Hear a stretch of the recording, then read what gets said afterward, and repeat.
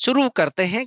Tehri dam से related topics क्या क्या कवर करने हैं आप इनको नोट करते जाना। पहला हो गया टिहरी डैम प्रोजेक्ट ओवरव्यू, एक ओवरव्यू लेते हैं हल्का फुल्का, कब बना था, कौन डिजाइनर विजाइनर ये सब। उसके बाद जरा इसका टाइमलाइन देखेंगे। We will start the timeline from 1972 से लेकर के 2000 तक का। आप उसके बाद का भी मेंस आंसर राइटिंग में उसके बाद भी कुछ इवेंट्स हुए हैं तो वो देख लेंगे जब मेंस वाले क्वेश्चंस करेंगे। बट मोटा मोटा 1972 से लेकर के 2000 के बीच का जो प्लान है हमारा, जो फोर्थ 5 ईयर प्लान है, उसमें ये प्रोजेक्ट इनिशिएट किया गया था। तो इसको टाइमलाइन देखेंगे।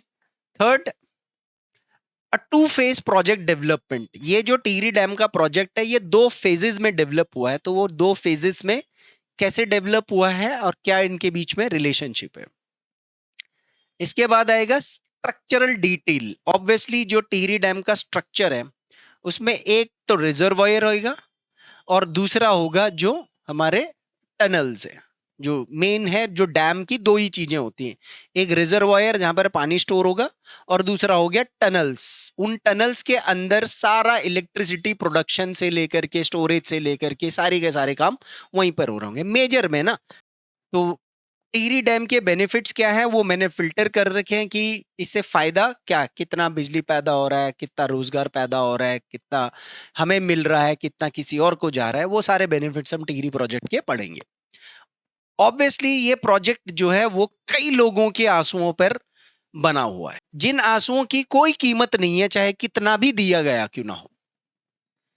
और उस जनरेशन के आंसू होंगे वो उस जनरेशन के आंसू, और आज की जनरेशन की मैंने आपको बताया कि कई लोगों के लिए वो संघर्ष उनके जनरेशन्स का आज के लिए बूम भी हो रखा है।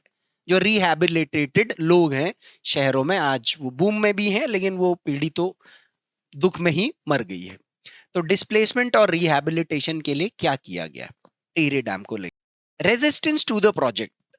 Ever since the project was put into place or envisioned, there was a local resistance and some global outside the local area resistance, but majorly तो लोकल रेजिस्टेंस ही था। तो वो रेजिस्टेंस किसने किया, क्या क्या समितियां बनी, कौन लोग थे, तो उनमें एक व्यक्ति तो आपको पता ही है, सुंदरलाल बहुगुणा, जो कि टिहरी डैम के अपोजर के तौर पर पाइनियर हैं। इनके बारे में हमने पीछे भी पढ़ लिया है जब हम एनवायरनमेंट वगैरह के कर रहे थे। तो इस रेजिस्टेंस को लेकर के देखेंगे क्या स्टेटस है, और उसके बाद आज के हिसाब से इसकी क्या जियोलॉजिकल सेंसिटिविटी है, क्यों ये डैम उस जगह पर it could prove a disaster in the near future. तो वो डिजास्टर के कौन कौन से पॉइंट ऑफ व्यू होंगे। तो ऑब्वियसली पहला तो अर्थक्वेक का ही इसमें कॉन्सेप्ट आएगा। इसमें थोड़ा फिजिकल ज्योग्राफी के कॉन्सेप्ट्स को लिंक करेंगे अच्छे से, ताकि हम टिहरी डैम से क्या इंपैक्ट क्रिएट हो सकता है और कहां तक उसका इंपैक्ट देखने को मिल सकता है।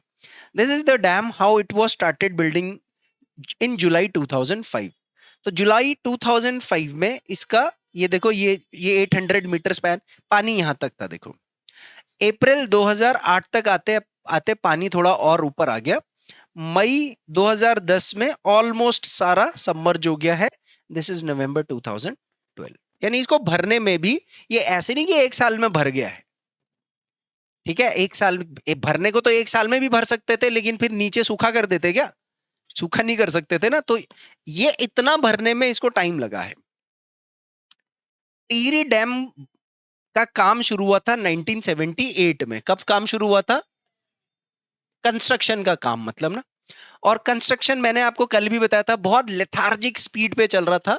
तो 1989 में टीएचडीसी के पास आया, तो टीएचडीसी ने इसका काम थोड़ा सा तेज करा। जब टीएचडीसी ने इसका काम तेज करा तो 2006 लग गया हमें इस डैम को स्टार्ट करते करते। Can we believe it? 2006 Tehri dam 6 से हमने इसका प्रोडक्टिव काम जो इलेक्ट्रिसिटी प्रोडक्शन का 6 से शुरू हुआ एक्चुअल में देखा जाए। कितने साल लग गए इंडिया के अंदर एक डैम बनाने में? मतलब उसको एनविजन की करने से लेकर के स्टार्ट करने तक आपने लगभग 30 साल लगा दिए। This is a drawback also. ये ड्रॉबैक भी था क्योंकि चैलेंजेस भी थे। इस पूरे के पूरे टेन्योर में 78 से लेकर के 2006 तक में सिर्फ एक बार, सिर्फ एक बार 76 दिन के लिए काम रुका था 91 में, बस एक बार, बस 76 दिन के लिए। वो भी सुप्रीम कोर्ट का स्टे ऑर्डर आया था सुंदरलाल बहुगुणा के वो मूवमेंट से। उस 76 दिन को छोड़ दें तो हर दिन यहाँ पर काम हुआ ही हुआ। So it it was not an easy. First of ever in Asia, Asia का सबसे हाईएस्ट ग्रेविटी डैम है ये, फर्स्ट ऑफ इट्स काइंड है, तो इसलिए चैलेंजिंग तो है ही। और फिर रन ऑफ रिवर का प्रोजेक्ट है तो वो और ज्यादा चैलेंजिंग है। फिर उसके बाद वो जो दो वो पीएसपी है ना, वो स्टोरेज वाले जो है, वो और ज्यादा चैलेंजिंग था, क्योंकि इतने स्लोप से पानी वापस डैम के अंदर भेजना है और फिर पानी का लेवल बढ़ाना है और फिर टरबाइन पर मारना है, तो चैलेंजिंग। 7-8 बातें मैं आपको इस टिहरी डैम के बारे में बताऊंगा। आज आधी कुछ चीजें हो जाएंगी और कल बाकी चीजें हो जाएंगी, ठीक है। स्टार्ट करते हैं। सबसे पहले टिहरी डैम प्रोजेक्ट का एक ओवरव्यू ले लेते हैं। यहाँ पर एक कुछ फैक्ट्स मैंने जैसे वही उसमें से केस स्टडी में से निकाल रखा है। इसको rock and earth fill dam भी बोलते हैं, एम्बैंकमेंट डैम भी बोलते हैं, है ना। एम्बैंकमेंट डैम मतलब समझ में आता है?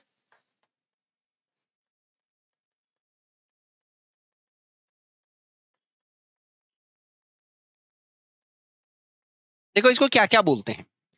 एक तो इसको रॉक एंड फिल डैम भी बोलते हैं, क्योंकि ये जो डैम है जहां से हमने, जैसे समझ लो ये भागीरथी आ रही थी, ये भिलंगना आ रही थी और ये ऐसे भागीरथी में आगे जा रही थी, तो हमने यहाँ पर पहले पत्थर डाले हैं, मलबा, मलबा डाल रखा है, ये मलबा बस। तो ये पहले मलबा डाल रखा है, ऐसे करके डैम बना रखा है हमने ऐसे। तो पहले हमने इसमें रॉक और मड ये दोनों डाल रखा। जो मेजर जो 90% जो डैम है वो रॉक और मड से बना हुआ है बस, उसको स्ट्रक्चराइज कर रखा है हमने। उसके बाद फिर तब बाहर हमने कंक्रीटिंग कर रखी है। तो थोड़ा बहुत इसके अंदर फिर और क्या यूज कर रखा है, कंक्रीट। कंक्रीट का मतलब आप समझ गए, सीमेंट। तो जिस डैम जहां पर पानी रोकने के लिए पत्थरों का ज्यादा इस्तेमाल करना पड़े, Mahanadi dam rock and fill थोड़ी है। महानदी डैम देखोगे ना, वो पूरा सीमेंट से बना हुआ है, कंक्रीट से बना हुआ है। सरदार सरोवर डैम नर्मदा नदी पर वो पूरा पत्थर से बना हुआ है, तो वो रॉक एंड फिल डैम नहीं है, ये रॉक एंड फिल डैम। जैसे आपने बोला ना कि घनसाली से इसके पत्थर और मिट्टी और मलबा लिया और कितना वॉल्यूम में लाया होगा, कितना खनन हुआ होगा। तो एक तो ये याद रखना है। दूसरा, इसको एम्बैंकमेंट डैम भी बोलते हैं। ध्यान देना, एक एक कीवर्ड पे फोकस करना। एम्बैंकमेंट का मतलब क्या होता है? जब मैंने आपको बोला था ना, जैसे एक नदी बह रही है और जब नदी के फ्लो को रोक दो, जब फ्लो को रोक दो तो उसको क्या बोल देते हैं हम? एम्बैंकमेंट बोलते हैं। तो इसके फ्लो को क्या कर दिया हमने? रोक दिया। लेकिन पूरा फ्लो नहीं रोका है। ये बात समझ में आ रही है? अभी जैसे मैं यहाँ पर आपको एक पिक्चर दिखाता हूँ। ये नदी आ रही है, ये डैम बना दिया आपने, ये स्ट्रक्चर देख रहे हो आप? ये बाहर से सीमेंट है, अंदर से रॉक और वो है, ठीक है। अब देखो नदी, आपकी नदी यहां से भी फ्लो हो रही है। जो मेन नदी है वो ये आ रही है, आपने नदी के कोर्स को नहीं रोका है। आप समझ रहे हो? एम्बैंकमेंट का मतलब मेन रिवर को फ्लो होते रहना है, बस ये जो पानी रोका है इसको अब आप क्या कर रहे हो? इसको आप क्या कर रहे हो? पाइपों से वो कर रहे हो। देखो ये दो पाइप दिख रहे हैं, ये वाले, ये ये ये है। फिर एक कॉन्सेप्ट ये है, ये पानी ऊपर ऊपर डालने नहीं, उसका ऊपर वाले पाइप से होंगे, इधर से होंगे। जो उस पंप ऊपर की तरफ जा रहा है वो यहां से होंगे।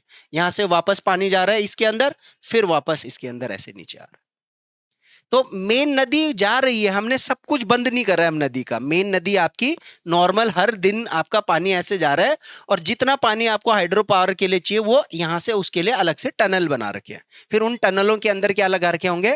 टरबाइन लगा रखे होंगे। वो जो आपने यहाँ पर स्पिल गेट देखे हुए टिहरी डैम का, ये इसी पिक्चर में आप ये वाला देखो, ये देखो, ये है वो। ये मेन पानी आपका अभी तो नीचे नीचे से आ रहा है, और जब भर जाता है तब यहां से आता है, वरना नदी इधर से आ रही है आपकी। तो ऐसे डैम को एम्बैंकमेंट डैम बोलते हैं, जो पूरा उसको रोकता नहीं है। तीसरा कॉन्सेप्ट, इसको ग्रेविटी डैम भी बोला जाता है। ग्रेविटी डैम का मतलब क्या हो गया?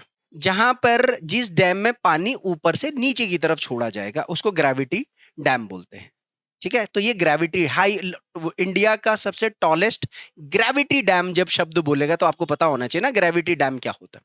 तो दिस इज अ ग्रेविटी। तो कौन सी नदी पर बना हुआ है? At the Confluence of Bhagirathi and, ये आप लोगों को पता है, दो तरफ से, क्योंकि इसका जो शेप बनता है वो ऐसा शेप बनता है। डैम की हाइट 260.5 मीटर है, बट फंक्शनल कितना है?